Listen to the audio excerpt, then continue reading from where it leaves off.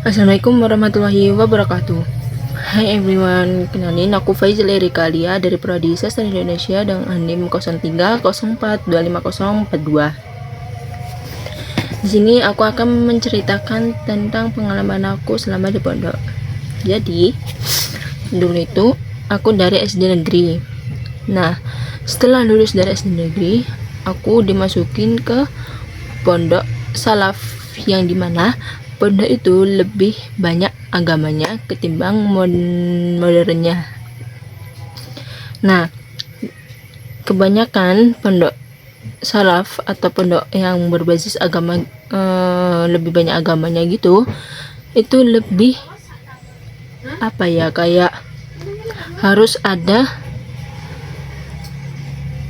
bisa tulis pego. Nah, dikarenakan aku dulu dari SD negeri, jadi aku tidak bisa menulis pego. Alhasil aku balik sebelum naik ke kelas 7, aku disuruh nulis pego selama 1 tahun, disuruh belajar pegon selama 1 tahun. Nah, terus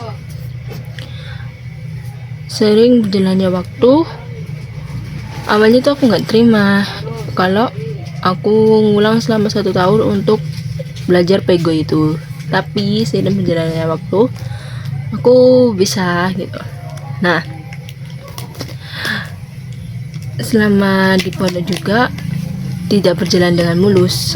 Aku sering dibully, sering dihina, intinya sering dibully lah.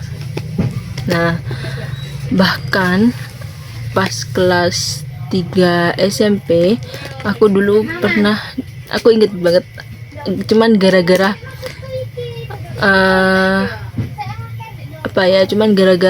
menjatuhkan handuk teman akunya dipukul gitulah. Apa sih, tiba-tiba banget. Udah lanjut. Terus yang aku suka dari mondok itu kita bisa sharing makanan, sharing cerita, terus sharing jajan, bahkan mandi pun sharing. Terus aku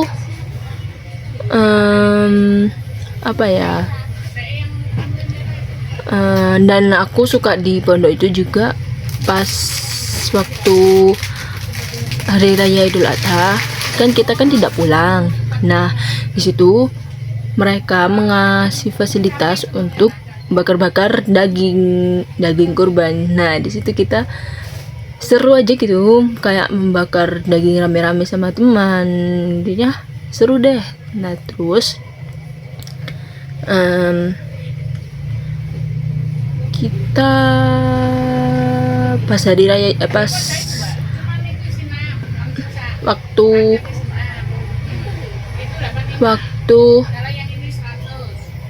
ini waktu tahun baru juga kita gak pulang, kita dikasih fasilitas untuk ini bakar-bakar. Nah, setelah aku 4 tahun mondok di sana, akhirnya aku lulus dan aku pindah ke pondok lain yang lebih banyak modernnya. Nah, di pondok yang lain ini kayak kurang sharing gitu loh.